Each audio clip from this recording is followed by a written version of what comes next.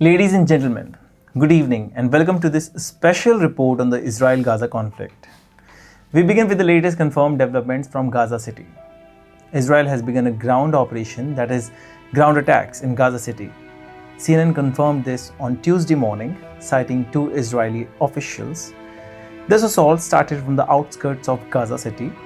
Throughout the night, Israeli airstrikes continued in the area. 41 people were killed in this attack. According to an Israeli military official, approximately 320,000 people have so far left the city. Israel's Defense Minister Minister Katz said that the army is fighting bravely to secure the release of hostages and bring Hamas to defeat. Katz declared that Gaza is burning and said the army is using its full force to attack terrorist hideouts. He further added, "We will neither retreat nor stop until the mission is accomplished." On Monday night, the Israeli army targeted high-rise buildings in Gaza City. Last month, August, Israel approved a plan to take control of Gaza City. Under this plan, roughly 60,000 reserve soldiers were ordered to report for duty. According to the plan, in total 130,000 soldiers will be deployed for the Gaza City takeover operation. Troops are to be given at least 2 weeks' notice before active duty. The schedule: in the first batch on 2 September, around 40,000 to 50,000 reservists will be called up. The second batch will be in November-December, and the third in February-March 2026. The operation is named Gideon's Chariots 2. Additionally, reserve soldiers already in service will have their service term extended by 30 to 40 days. 5 army divisions and 12 brigade-level teams are involved. Infantry, tanks, artillery, engineering and support units. Also participating are the northern and southern brigades of the Gaza division. At present, Israel claims it controls about 75% of Gaza Strip territory. Gaza City is a part of the renaming 25% not yet under Israeli control. Hamas is reported to hold about 50 hostages, with eliminates that approximately 20 are still alive, while 28 have died. So let's talk about the current situation. Now, building on that, let's look at what has happened since then. What are the current situation, the humanitarian fallouts, and the international response? 1. Ground offensive and military advances. Israel has now launched what many officials are calling the main phase of its ground offensive into Gaza City. The Israeli Defense Forces say that this offensive is focused on dismantling what they describe as Hamas infrastructure: command centers, tunnels, and armed depots. Heavy bombardment from air, artillery, and possibly naval assets has been reported as part of the operation. 2. Evacuation and displacement. The Israeli military has ordered large-scale evacuations, telling residents in Gaza City to move southward or away from zones expected to become intense combat zones. Hundreds of thousands have left northern Gaza City. UNICEF and other agencies warn that many of those fleeing are children, the elderly, the injured, who are especially vulnerable. Conditions are dire in the camps and southern zones, which are overcrowded and under-resourced. 3. Casualties, hostages, and humanitarian impact. So the death toll among Palestinians continued to rise, including among civilians. Multiple reports of dozens killed in recent attacks. Hospitals are under strain, supplies are low, safe shelter is scarce. The issue of hostages remains central. Israeli officials continue to emphasize that one of the goals of the ground offensive is the release of the hostages held by Hamas. 4. Political, legal, and international responses. A UN Commission of Inquiry has issued a report accusing Israel of committing genocide in Gaza, citing multiple criteria under the 1948 Genocide Convention. Israel has strongly rejected these allegations. Humanitarian organizations including UNICEF are sounding alarms over what they call inhumane expectations for children and civilians to flee combat zones. Many do not have safe routes or places to go. Various countries and international actors are calling for ceasefires, negotiations, and increased humanitarian access. At the same time, some support Israel's security concerns. Diplomatic tensions are also rising, especially around discussions of law, war crimes, and safety of civilians. Civilians who cannot flee because of illness, injury, disability, age, or lack of resources are trapped in dangerous areas. Overcrowded shelters and camps face shortages of food, water, medicine, sanitation. Infrastructure is being heavily damaged. Residential buildings, hospitals, and municipal services are under threat or already disrupted. The risk to hostages increase in ground operation in urban areas. Military offensive in densely built environments raise serious concerns for collateral damage and civilian harm. Let's consider what might happen next and what metrics to watch. Will the ground operation fully penetrate the central areas of Gaza City, especially those zones so far under Hamas control? How successful will evacuation be, and will sufficient humanitarian corridors be secured? What will be the international legal fallout? Will the genocide accusation lead to formal investigation or pressure affecting alliances? Will there be negotiations, ceasefire in exchange for hostages, patch hostages releases, prisoner exchanges, or territorial compromises? How will the humanitarian situation evolve? Can aid access be expanded? Can basic services be restored? So in conclusion, what we see tonight is a marked escalation. The ground offensive that has long been planned is now underway.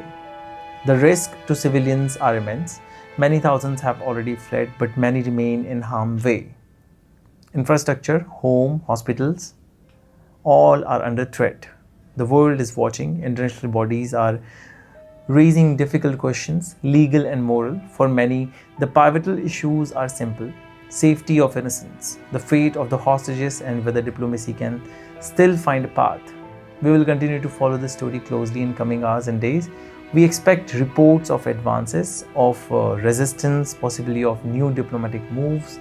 But above all, we will continue to document the human toll and bring you voices from Gaza, from Israel, from humanitarian agencies, and from families caught in the crossfire.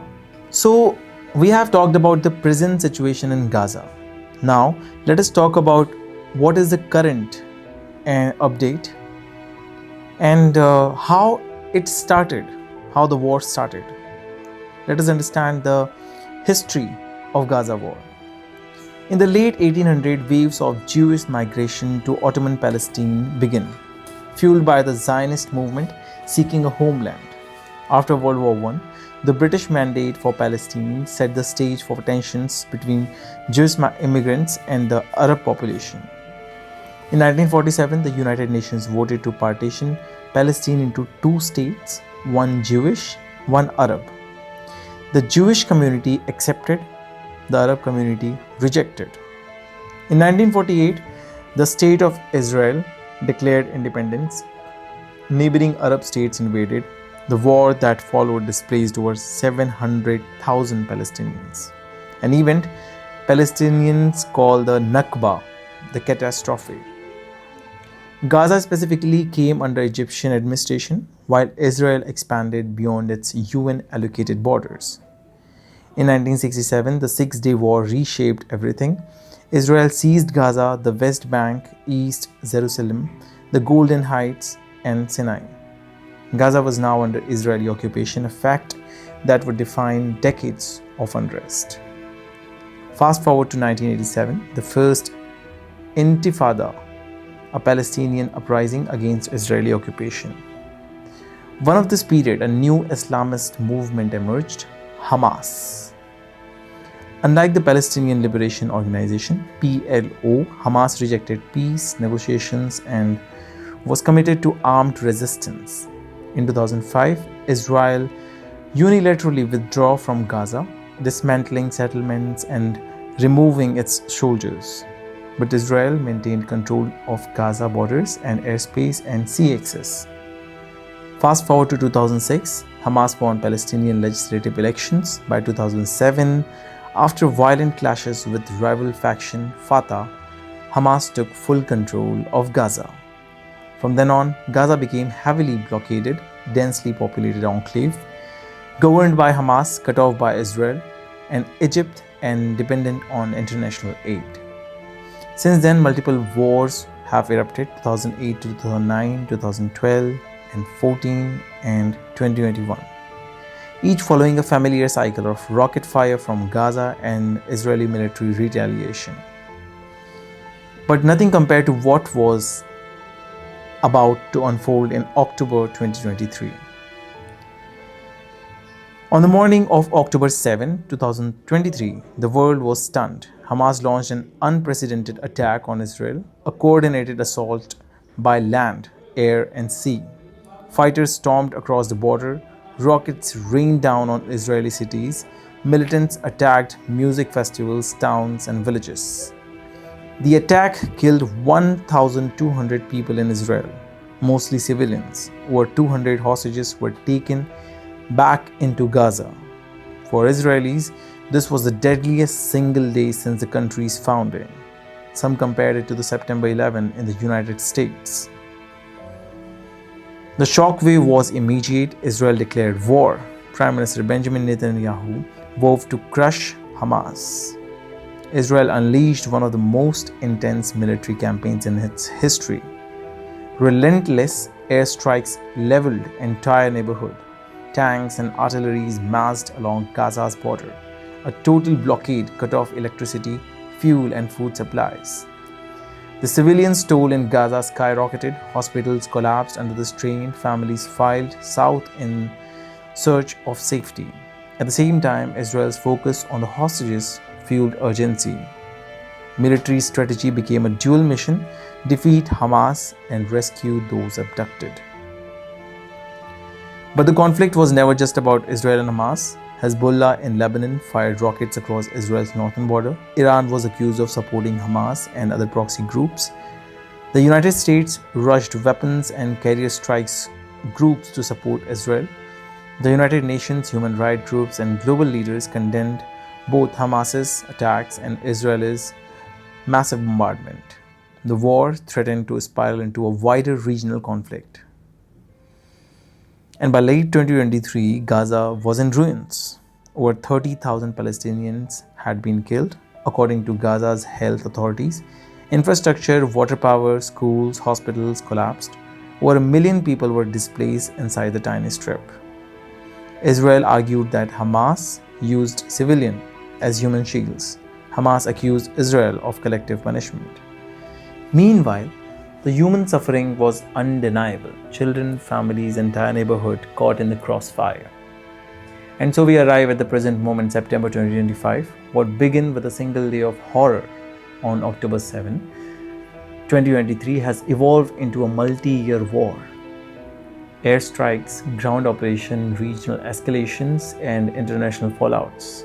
Today, Gaza City itself has become the central battleground. Israel controls most of the strip but faces fierce resistance. The humanitarian crisis is worse than ever. The accusations of war crimes and genocide are louder. The fate of hostages remains uncertain. This is how the war began, with deep historic wounds, an unprecedented attack, and a devastating military response. The story of Israel and Gaza is not only about borders and politics, it is about people, those who lost their lives, those still waiting for loved ones, those trying to survive under fire. As the conflict rages on, the world must ask, how much more must Gaza, Israel, and the region endure before a different path is chosen? Thank you for joining us for this special presentation. Until next time.